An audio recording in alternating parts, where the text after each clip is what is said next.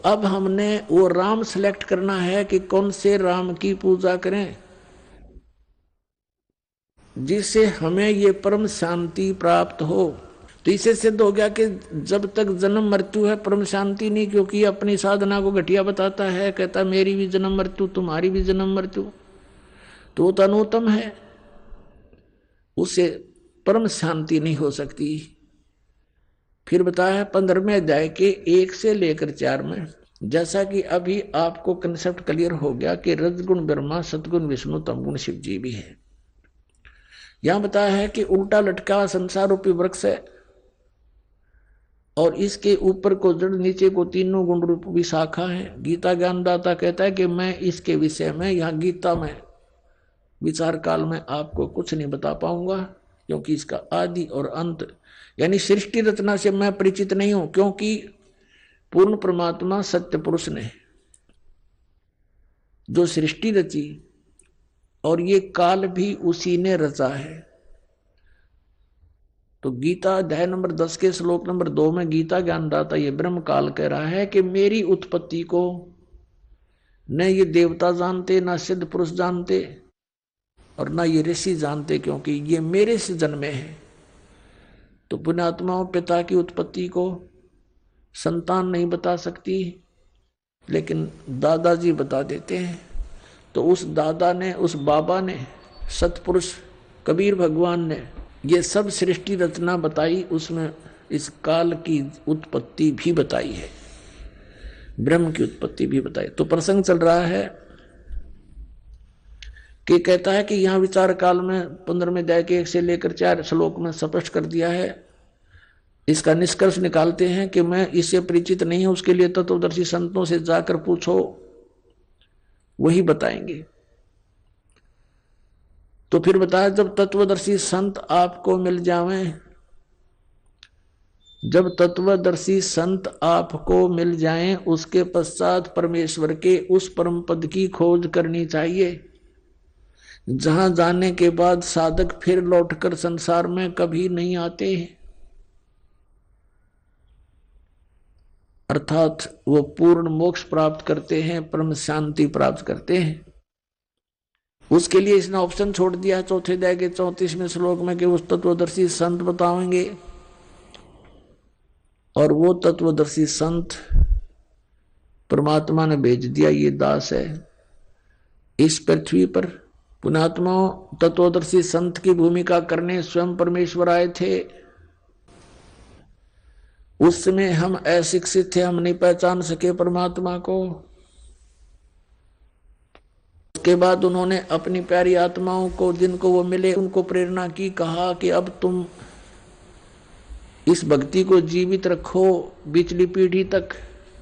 उनके नाम आपको दास बार बार गिनाता है, जिनको भगवान मिले, जिनके पास यथार्थ ज्ञान था। आदरणीय धर्मदास साहिब जी, आदरणीय मलुकदास साहिब जी, आदरणीय दादूदास साहिब जी, आदरणीय नानक साहिब जी, आदरणीय गरीबदास साहिब गांव छुड़ानी जिला दद्दर हरियाणा वाले, आदरणीय गीसा दास साहिब जी गांव खेकड़ा जिला मेरठ उत्तर प्रदेश वाले, इन महापुरुषों की ड्यूटी लगाई, परमात्मा इनको मिले। और पुण्यात्माओं, ये ज्ञान और इस भगवान की जानकारी होने के बाद जीव पर रुका नहीं जाता। एक ऐसी प्रेरणा अंदर आती है कि जैसे सबको बता दूं, सबको बता दूं भगवान ये है। जहां तक जीव की जो पहुंच है वहां तक पूरी चेष्टा करते हैं।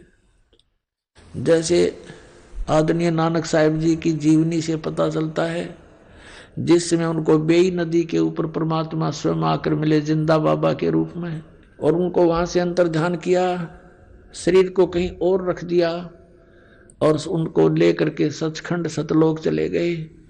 वहां से आकर वापस छोड़ दिया और फिर उनको बताया कि मैं धानक रूप में, जुलाहे रूप में बनारस में भी रहता हूं। तो वहां परमात्मा पहले उनको मिले थे कबीर रूप में, एक भक्त रूप में मिले थे नानक जी को, उनसे काफी गोष्ठी की थी, लेकिन उस समय श्री नानक देव जी नहीं माने थे, लेकिन ज्ञान से घायल जरूर हो गए थे। फिर परमात्मा जिंदा बाबा का रूप बना करके दोबारा वहां पहुंचे, फिर सचखंड लेकर गए। वहां से छोड़ दिया कि मैं काशी के अंदर रहता हूं, जुलाहे का कार्य करता हूँ। स्वामी रामानंद जी मेरे गुरु हैं और मैं पृथ्वी पर गया हुआ हूँ ज्ञान प्रचार के लिए। तो नानक साहब जी तीसरे दिन वापस आए, वहीं से चल पड़े। पहली उदासी उन्होंने बनारस साइड की परमात्मा को देखा धानक रूप में, जुलाहे रूप में कार्य करते हुए। तब कहा था फाई सूरत मुलुकी वेश ए ठगवाड़ा ठगी देश खरा सियाणा बहुता भारी, धानक रूप रहा करता। आंखों में आंसू भर गए। तो परमात्मा से उपदेश लिया सतनाम। अब सतनाम प्राप्त किया जब पता लगा कि तेरे की पूरे गुरु बिना बात बने नहीं, और ये है वो पूरे गुरु और यही परमात्मा है। वाहे गुरु वाहे गुरु। अपनात्मा आप तो बालक हो, आपको लाल दे रखा है दास ने सतनाम का, आपको इतना ज्ञान नहीं इसका कि कितनी कीमती चीज है। लेकिन वो महापुरुष थे, वो परिचित थे लाल की कीमत से कि सतनाम बिना मोक्ष नहीं हो सकता, और मोक्ष बिना इस जीवन का के बाढ़ में जाएंगे, इसका कोई यूज नहीं, मिट्टी है ये तो इस मनुष्य जीवन की सफलता को होते हुए देख करके नानक साहब जी पुण्यात्मा थे वह। अब उनके खुशी का ठिकाना नहीं रहा। वाहे गुरु वाहे गुरु वाहे गुरु सतनाम सतनाम। वो तेरे की यू है सतनाम। सारा ज्ञान से परिचित हो गए, भगवान से साक्षात्कार हो गया। फिर अगर मगर खत्म हो जाती है, जब भगवान मिल गए, ब्रह्मा विष्णु महेश की स्थिति बता दी कि इनका जन्म मृत्यु होता है, इनके ये माता है ये पिता है, वो दिखाए परमात्मा ने। तब सचखंड में भगवान को देखा, फिर यहाँ देखा। वो तो एक अपने प्यारी आत्माओं के साथ पल पल रहते हैं, फिर जब एक बार उनसे संपर्क में आ जाते हैं, फिर कहा था वाहे गुरु सतनाम, वाहे गुरु सतनाम, वाहे गुरु।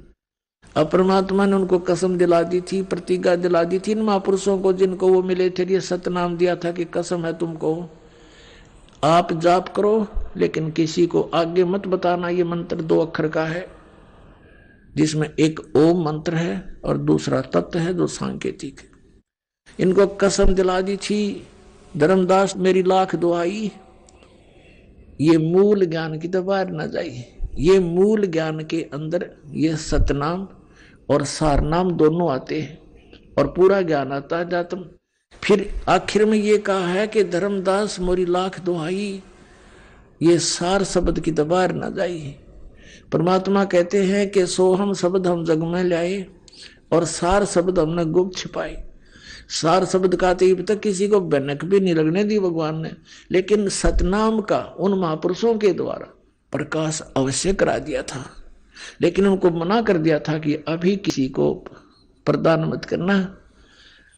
और पुण्यात्माओं, जैसे वाहिगुरु जो किया नानक साहब ने, वो किसको देखकर किया? कबीर परमेश्वर को देखकर किया। उस परम अक्षर पुरुष सतपुरुष को देख करके जो वाहिगुरु के, ये तो भगवान भी और गुरु भी, और यहाँ दानक रूप में ये वही बैठा। तो जब उनकी वाहिगुरु जो कसक है वाहिगुरु, तो ये किसकी तरफ थी? परमात्मा परम अक्षर ब्रह्म यानी सत्य पुरुष की तरफ, सतपुरुष की तरफ थी। अब जैसे नानक साहब जी ने ये नाम किसी पूरे सिख समाज को नहीं दिया, ये महापुरुष थे, ये किसी की उसमें अपनी जो राग द्वेष में नहीं आए, राग में नहीं बहे कि इन बच्चों का क्या होगा अगर मैंने सतनाम नहीं दिया तो काल के मुंह में जाएंगे। नहीं, परमात्मा ने उनको कह दिया था कि तुम अभी तक इनको 5 नाम दो, प्रथम 5 नाम जो आपको देते हैं दास, और ये नाम मत देना भी। और जैसे धर्म पुण्य ये करते रहेंगे तो इन, और ये वाहिगुरु इसे मोक्ष नहीं हो सकता, जन्म मृत्यु बनी रहेगी, लेकिन इन सब क्रियाओं से मनुष्य शरीर मिलता रहेगा इनको। तो इस भक्ति को जीवित रखने के लिए इन महापुरुषों से प्रयत्न कराया। नानक साहब जी की जीवनी देखो, उसमें बाई बाल्य वाली जन्म साखी में कहाँ गए, सिद्धों की आंखें खोलने की चेष्टा की, लेकिन वो मान बढ़ाई के भूखे थे, वो फेल भी हो जाते थे नानक साहब जी के सामने की तत्व ज्ञान के आगे, लेकिन हार स्वीकार नहीं करते थे। सब जगह चेष्टा की समझाने की, लेकिन ऑल इन वेन, व्यर्थ रही, क्योंकि हम शिक्षित नहीं थे। तो कहने का भाव यह है कि उठ महापुरुषों ने उन ऐसी क्रियाएं देंगे कि अभी तक हम उनको पढ़ पढ़कर मनुष्य जीवन प्राप्त करते रहे और हमें कुछ थोड़ा आध्यात्मिक जैसे यज्ञ का लाभ होता है वो भौतिक लाभ होता रहा, हमारी आस्था भगवान में बनी रही। अब वो पूरे सिख समाज में इवन जो नीचे के 10-9 गुरु थे उनको भी सतनाम प्राप्त नहीं था, और सतनाम बिना मोक्ष नहीं। तो क्या बताया कि वाहे गुरु इन मंत्रों के जाप करने से इन अपनी यानी अनुयायियों को इतना सहारा मिलता रहा कि वो मनुष्य जीवन प्राप्त करते रहे और आस्था भगवान में बनी रही, क्योंकि भक्तों के घर में जन्म होते रहे और एक परंपरा चल पड़ी, भगवान के भंडारे करवाते हैं, वाणी का पाठ करवाते रहे। तो इस करके ये अभी तक ये प्राइम टाइम है, यहां तक लाने थे परमात्मा ने, और ये सतनाम दे देंगे सबको। अब समय आ गया और सारे पार हो जाएंगे, इसमें क्या दिक्कत है।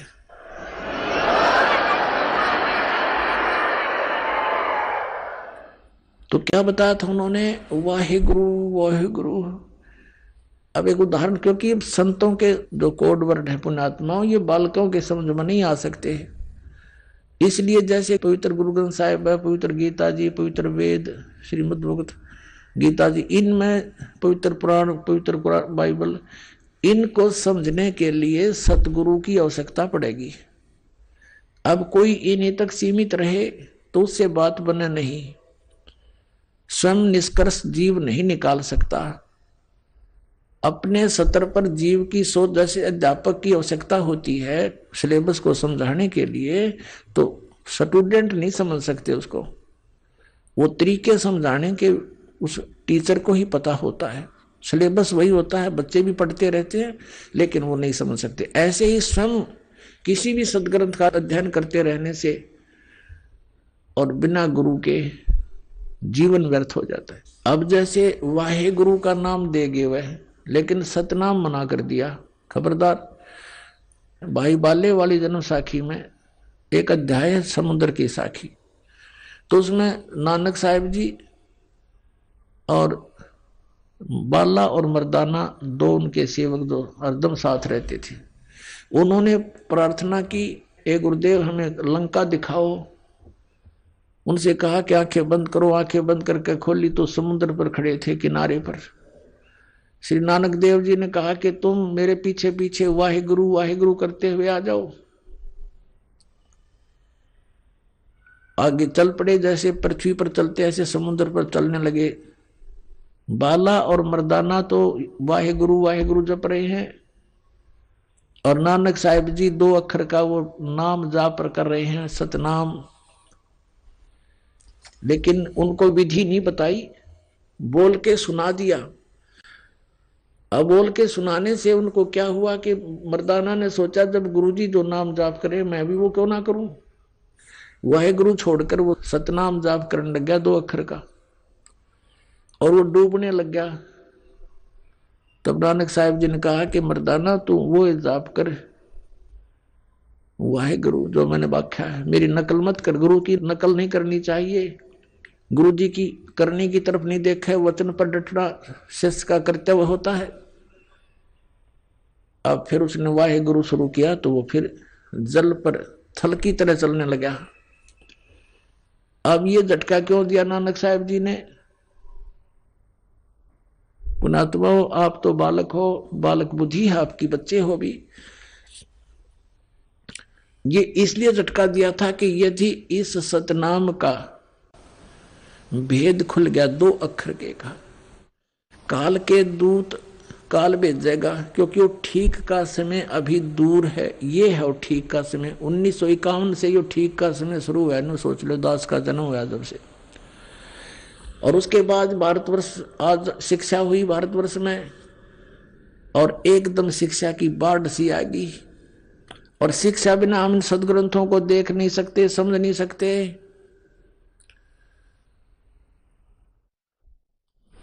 तो इसलिए उन्होंने मना किया था कि काल अपने पंथ बनाओगा, और उन पंथों के संतों के हाथ यदि ये सतनाम 2 अक्षर का लग गया तो ये भी वही नाम देंगे।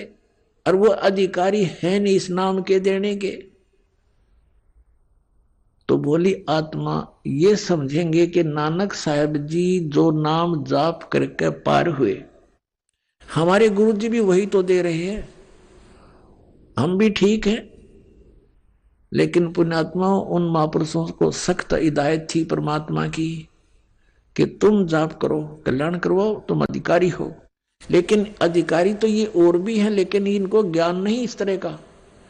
और प्रत्येक ने ऊपर ले जाकर मैं छोड़ भी दूं तो सभी उस बात पर दृढ़ नहीं होते। जैसे हजरत मोहम्मद जी को भी परमात्मा लेकर गए थे, जैसे इन महापुरुषों को लेकर गए। मैं बार बार आपके समक्ष उनके नाम लेता हूं, लेकिन हजरत मोहम्मद ने, क्योंकि यहां उनकी प्रभुता घनी हो चुकी थी, लाखों शेष बन गए थे, तो उन्होंने वो स्वीकार नहीं किया सतलोक में वाले ज्ञान को, तो परमात्मा ने उसको वापस छोड़ दिया था।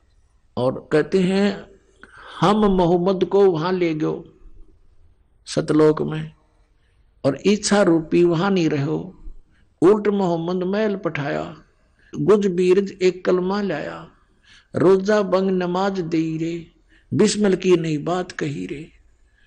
अब जैसे तुम बिस्मिल करते हो, ये हजरत मोहम्मद का आदेश नहीं है। उन्होंने केवल रोजा, बंग और नमाज, ये 3 चीज दी थी आपको। बिस्मिल की नई बात कही रे। नबी मोहम्मद नमस्कार है राम रसूल कहाया, 1,80,000 को सौगंध जिन नहीं कर चलाया। अरस कुरस पर अल्लाह तकत है खालिक बिन नहीं खाली, वह पैगंबर पाक पुरुष थे साहिब के अब्दाली। अब कहने का भाव यह है कि हजरत मोहम्मद जी को भी परमात्मा ले गए थे, लेकिन वो नहीं रुका वहां पर, ना उस ज्ञान को स्वीकार किया। तो इसी प्रकार वो वेदों में लिखा है कि वो परमात्मा अपने दृढ़ भक्तों को मिलता है, उनको तत्व ज्ञान से परिचित कराता। ये दृढ़ भगत थे जो कह दिया सो फाइनल, आगे बिल्कुल उसकी कहीं पर जो है ना उसकी महक भी नहीं जाने दी सतनाम क्या होता है।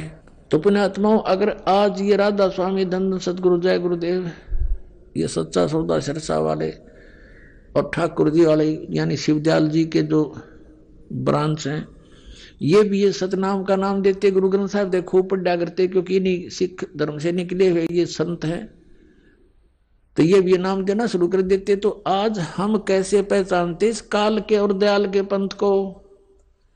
या दया करी दाता ने उन बच्चों को अपने को सावधान कर दिया कि खबरदार, बिल्कुल नहीं बताओगे किसी को, और उन्होंने दृढ़ता से पालन किया है। तो ये झटका देना जरूरी था, ये सार्वजनिक करना भी आवश्यक था कि मैं ये जाप किया करता। अब इसकी जहां जो ये लीला की नानक साहिब जी ने, इसके हमें हानि भी हुई, लेकिन लाभ घना हो गया है। हानि क्या हुई कि जैसे नानक साहिब जी ने अपनी अमृतवाणी में ये मंत्र लिखा था, तो उस मर्दाना वाली घटना से परिचित हो गए आने वाले गुरुओं ने ये सख्त जो है ना बैरिगेट ला दिया कि इस 2 मंत्र के नाम का हमारे सिख अनुयायियों को ये कहीं पढ़ने को भी नहीं मिलना चाहिए, नहीं तो कहीं कोई इनका जाप कर लेगा तो गुरुदेव की आज्ञा की अवहेलना हो जाएगी और वही हानि हो जाएगी जैसे मर्दाना को होगी थी, डूबने लग गया था। तो अब उन्होंने इस दृष्टिकोण से गुरु ग्रंथ साहिब में वो वाणी कति निकाल दी। फिर परमात्मा ने दया करी कि मालूम था ये तो महापुरुष थे, नानक साहब जी को मालूम था कि यह गड़बड़ ऐसे भी होगी, तो उन्होंने फिर एक वाणी लिखी, प्राण संगली बनाई अलग से। उस प्राण संगली के अंदर नानक साहब जी ने पूरा भेद दे रखा है श्वास के सिमरण का। इस 2 अक्षर के मंत्र कति क्लियर लिखे थे उसमें भी, और उसके लिए प्राण संगली को लिखकर, अब प्राण संगली के अंदर एक भूमिका है, उसमें स्पष्ट लिखा उन महापुरुषों ने जिन्होंने प्राण संगली को छपवाया है कि ये प्राण संगली नानक साहब जी ने, सिंगल द्वीप का एक राजा था शिवनाभ नाम का, शिवनाभ, उसके वहां बैठकर रचना की थी, उसको सुनाई थी, उसने स्वीकार की थी और उसको कहा, नानक साहब जी ने कहा है कि ये प्राण संगली मेरी देह है, मेरा स्थूल शरीर है और ये संसार से पार होने का एक पुल है। ओए होए, ये संसार से पार होने का एक पुल है, इसने संभाल के रखना। इसको रखने का अधिकारी तू ही है, इस तीन लोक में दूसरा नहीं है। कहने का भाव उनका ये था कि ये मैंने जो अपना अनुभव इसमें लिख दिया तो ये समझो मैं ही हूं, और जैसा मेरा आदर करते हो ऐसा इसका आदर करना। और कहने का भाव ये नहीं था कि इसी को मत्था टेकते रहना, इसमें लिखा ऐसे करना, नहीं। उसका उद्देश्य ये था कि इसको श्रद्धा से रखना, आम आदमी को मत देना कि अनादर कर देंगे, किसी के गलत के हाथ लग जाएगा। तो फिर उन्होंने ये भी लिखा है कि फिर मेरा कोई सिख आवेगा और इसको दे देना। तो क्या हुआ इतिहास में थोड़ा दिखा देता हूं आपको। तो फिर क्या हुआ थोड़ा मौखिक बताता हूं, फिर आसानी से समझ में आओगी। तो क्या हुआ, 5वें गुरु अर्जन देव जी हुए सिख समाज में। तो उन्होंने सोचा कि भाई सब महापुरुषों की वाणी इकट्ठी कर दूं और इसको एक आदरणीय ग्रंथ बना के इसके पठन पाठन के लिए इसका प्रचलन करना था। उसने प्रेरणा उन्हीं महापुरुषों की थी। तो उन्होंने सब वाणी इकट्ठी की, जिसके पास भी नानक साहिब जी की वाणी थी। तो उनको पता चला कि ऐसे ऐसे एक शिवनाभ राजा के पास नानक साहिब जी की बहुत अनमोल ग्रंथ रखा है। तो उसके पास भेजा, उसका पोता था उस समय, पौत्र। पहले उसने मना कर दिया कि मेरे पिताजी को गुरुजी ने मना कर रखा, किसी को देड़ी नहीं है। बड़ा संघर्ष किया कि नहीं देना पड़ेगा, हमारा ग्रंथ है, हमारे गुरुजी का ग्रंथ है, तुम क्यों नहीं दोगे। यानी आखिर में उसने देना पड़ा, उसने दे दिया वो ग्रंथ। गुरु अर्जन देव जी ने उसको पढ़ा, उसमें देखा कि इसमें तो बहुत कुछ लिखा है। उसमें कहां तक लिखा था, दोनों महापुरुषों की गोष्ठी हुई थी, परमेश्वर कबीर जी की और नानक जी की। उसमें स्पष्ट लिखा है, पहले तो प्रथम गोष्ठी में तो नानक साहिब जी समझ नहीं पाए कि ये कबीर धानक ये परमात्मा होगा। तो परमेश्वर जिस भी महापुरुष से मिले हैं, जैसे धर्मदास जी से मिले थे, उसको कहा था, हे महात्मा जी मैं तो ज्ञान का भूखा हूं, मुझे कहीं ज्ञान मिला नहीं, आप मुझे ज्ञान दो। तो धर्मदास ने कहा था कि ज्ञान का लाभ जब होता गुरु बनाओ। तो धर्मदास जी से कहा परमात्मा ने कि मैं गुरु बनाऊंगा, लेकिन मेरे शंका का समाधान तो कर दो, और आप मुझे चलो शिष्य बना लो, ऐसे ही सुना दो। तो धर्मदास जी ने कहा था कि मैं शिष्य नहीं बनाता, हमारे गुरु जी हैं, उनसे नाम दिलाऊंगा मैं। तो ऐसे ही नानक जी को मिले थे बेई नदी पर, उनसे प्रश्नोत्तरी की थी। नानक साहिब जी ने भी यही कहा था कि गुरु बिन मोक्ष नहीं होता, आप गुरु बनाओ। परमात्मा ने कहा ठीक है, आपसे बड़ा कौन गुरु हो सकता है मेरा, मैं आपको गुरु बनाता हूं, मुझे ज्ञान बताओ, मेरे प्रश्नों का उत्तर दो, समाधान करो। तो ये प्रश्नोत्तरी हुई थी। तो परमात्मा ने उनसे प्रश्न किया था, क्योंकि नानक साहिब जी का जन्म पवित्र हिंदू धर्म में हुआ था। कालूराम मेहता खत्री ये इनके पूज्य पिताजी थे। और नानक साहिब जी को एक ब्रजलाल नाम के पांडा पढ़ाने आया करता था, गीता पढ़ाता था ब्राह्मण। और श्री कृष्ण जी और विष्णु जी को, शंकर भगवान को ये अपना प्रिय इष्ट मानते थे, गीता जी को सही मानते थे। तो गीता जी के अंदर प्रमाण बताए पर नानक साहिब जी को कबीर साहब ने कि ऐसे ऐसे लिखा है। वो तो कहता मेरा जन्म मृत्यु होती है, वो सारी रेफरेंस दिए उसको। तो नानक साहिब जी उस समय नहीं माने थे, लेकिन घायल हो गए थे, जख्मी हो गए थे कि ज्ञान सच्चा है। और अब के जब वो संत आ जावे तो मैं बात करूं उनसे, दूसरी रूप में परमात्मा फिर जिंदा बाबा के रूप में गए थे और फिर उनको सचखंड लेकर आए थे, सचखंड वापस छोड़ा था। अब कहने का भाव ये है कि इस प्राण संगली के अंदर पूरा विवरण था कि नानक साहिब जी ने कबीर परमेश्वर जी को अपना गुरु स्वीकार किया हुआ था। पहले तो क्या देखा अर्जुन देव जी ने कि इसमें तो सारा वो क्लियर लिख रखा है कि कबीर जी इनके गुरु थे। फिर क्लियर लिख रखा है ये मंत्र, 2 अक्षर का मंत्र जो बिल्कुल नानक साहब ने मना कर रखा है। तो उसको उन्होंने उस प्राण संगली को, जिसको नानक साहब जी कह रहे थे मेरा शरीर है, मुझे ही समझ लो, अगर किसी को नष्ट कर दिया तो मुझे नष्ट कर दिया तुमने। लेकिन उस आज्ञा को देखते हुए कि जो इंसिडेंट मर्दाना के साथ हुआ था कि उसने सतनाम के 2 अक्षर का नाम जाप कर दिया था, शुरू कर दिया था, और वो डूब गया था। गुरुदेव ने मना कर दिया था कि तूने ये जाप नहीं करना, तो कहीं ये आज्ञा केवल ना हो जाए, इसमें तो सब कुछ लिखा है। इसलिए उस ग्रंथ को, प्राण संगली को जल प्रवाह कर दिया एज इट इज। एक साधु था, एक भगत था, उसने प्रार्थना की, महाराज इतना अनमोल ग्रंथ है, मुझे दे दो, मैं अलग रख लूंगा, किसी को नहीं बताऊंगा। तब उस प्रार्थना को स्वीकार करके कह दिया, ले जा, निकाल ले जा इसको तू। वो निकाल लिया। देख दया दाता की, काल ने कहां तक आड़ कर दी थी, कहां तक बात बिगाड़ दी थी। तो फिर भी अगर प्राण संगली में ना भी मिलता तो परमात्मा कहते हैं ना, काल के कहीं ना कहीं से वो रास्ता निकाल लाते परमात्मा, काल से बचा कर सत्य को। क्योंकि जन्म साखी, भाई बाले वाली जन्म साखी, समुद्र की साखी में क्लियर लिख दिया कि नानक साहब जी ये जाप करा करते थे, इसने ये मिटा नहीं पाए, कहीं छुपा नहीं सके। तो आज आपको समझने के लिए सुफिशिएंट है कि कौन है वो 2 अक्षर का मंत्र और किस उद्देश्य से मना किया था नानक साहब जी ने। और फिर साथ में ये भी कहा कि ये मंत्र है जाप करने के और कोई मंत्र नहीं है, और ये पूरे गुरु से लेकर जाप करना। यानी उस समय इनको छुपाना जरूरी था। अब वर्तमान में ये दास भेज दिया उन महापुरुषों ने, परमात्मा ने भेज दिया कि अब इस नाम को दो और सबका कल्याण हो जाएगा। सभी यहाँ आ रहे हैं बार बार जन्म लेकर के।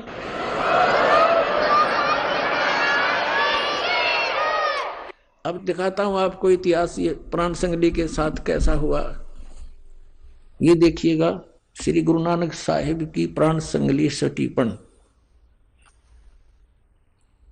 प्रथम भाग। श्री गुरु नानक साहिब विरचित, श्री नानक साहिब ने अपने कर कमलों से रचिए प्राणों का अपूर्व कवच, जो सूरत शब्द योग साधन में अमोघ तारों से रचा हुआ है। आगे देखो, ये कहां से छपा है। प्रकाशक है वेलबीडियर प्रिंटिंग वर्क्स। ये 56A/13 मोतीलाल नेहरू रोड इलाहाबाद से। इसके संपादक कौन है ये देखिएगा, ये है श्री संपूर्ण सिंह। श्री संपूर्ण सिंह तरन तारण पंजाब से।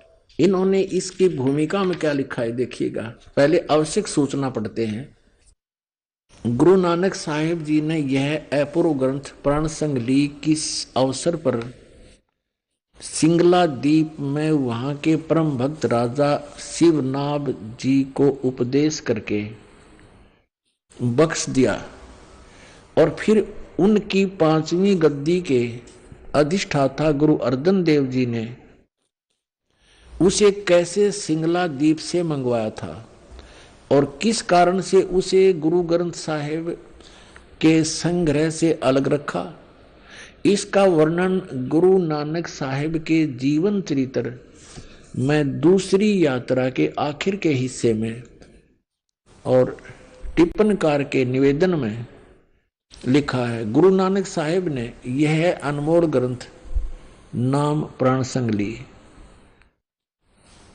क्यों रखा, यह तो पक्के तौर पर वही कह सकता है जिसकी गति उनकी सी हो। ओए होए होए, कहते ये क्यों नहीं गुरु ग्रंथ साहिब में प्राण संगली को जोड़ा, इसके विषय में तो वो ही बता सकता है जिसकी गति उनकी सी हो। यानी नानक साहिब जैसे महापुरुष होंगे वही बता सकेंगे कि किस कारण से प्राण संगली को गुरु ग्रंथ साहिब मना लिया। तो भी कुछ लखावा उसका उनके उस वचन से होता है जो कि निज मुख से उन्होंने राजा शिवनाभ से कहा, ई ग्रंथ मेरी देह है, मेरा स्थूल रूप है, प्राणों मेरिया का संग्रह कहे कवच है, जगत समुद्र का ई पुल है, जगत से पार करने का इसके अंदर जो मार्ग लिखा है वो समझो पुल है। ई प्राण संगली में तैनू बख्शी है, ये ई अजर वस्तु है, सोते ही जरी है, यानी तू इसके योग्य है, तूने विश्वास किया इसके ऊपर। ई प्राण संगली अमृत प्रवाह है और तेरे ही मुख विखे प्रवेश हुई है, होर 3 लोग लोकां विच इस वस्तु ਨੂੰ संभालता कोई नहीं, ताते प्राणों विखे प्राण संगली रखनी। इस वचन से स्पष्ट होता है कि यह ग्रंथ प्राणों का संग्रह रूप है। ये टिप्पणी करने वाला जो विवेचन करता है वो अपनी सोच बता रहा है। संभव है कि इसको गुरु ग्रंथ साहिब की जिल्द में शामिल न करने की वजह यही हो कि गुरु अर्जन देव जी ने समय अनुसार इसे हरेक छोटे बड़े की दृष्टि में लाना उचित न समझा। अब बहुत कुछ तो यह क्लियर इसने कर दिया इस टिप्पणी करने वाले ने कि हो सकता है इस प्राण संगली को गुरु ग्रंथ साहिब में श्री अर्जुन देव जी ने इसलिए नहीं रखा होगा कि ये नहीं चाहते होंगे कि ये किसी छोटे बड़े की नजर में आवे इसमें लिखा हुआ वर्णन है। तो फिर इसमें यह भी लिखा है कि ये तो वही बता सकता है कि क्यों नहीं शामिल की गई जो उन्हीं जैसी गति का होगा, उन कैसा ही होगा। तो पुण्यात्मा इसका ये अभिमान ना करना, परमात्मा की दया है आपके ऊपर, इस दास को इस योग्य बनाया कि इन सदग्रंथों को दास समझ रहा अच्छी तरह। इसका यही कारण था कि इसके अंदर ये 2 अक्षर का मंत्र लिखा हुआ था और बहुत अच्छी तरह इसके अंदर इसके सिमरण की विधि भी बता रखी थी। अन्य जो शेष गुरुओं ने, गद्दी नसीनों ने यह समझा कि यदि इस प्राण संगली को as it is Guru Granth Sahib में रख लिया तो सब पढ़ लेंगे, सब जान जाएंगे, जाप करा करेंगे तो गुरुदेव की आज्ञा का उल्लंघन हो जाएगा। फिर आगे दिखाते हैं निवेदन में कमाल कर दिया। ये है निवेदन इसी की। अभी आपने आवश्यक वो पढ़ा था सूचना, अब ये है निवेदन। श्री गुरु नानक साहिब के 5वें स्थान पर श्री गुरु अर्जन देव जी हुए हैं, जिन्होंने गुरबाणी की बीड़ बांधते समय भाई पैड़ा नामी एक शिष्य को सिंगला दीप भेजकर शिवनाभ के पौत्र के पास से ये ग्रंथ मंगवाया था, जिसे किसी कारण विशेष से श्री गुरु ग्रंथ साहिब की बीड़ में रखना उचित न समझकर सर्वथा ही जल प्रवाहित कर दिया था। यानी कति सारा का सारा जल प्रवाह कर दिया था। अब देखो पुण्यात्माओं,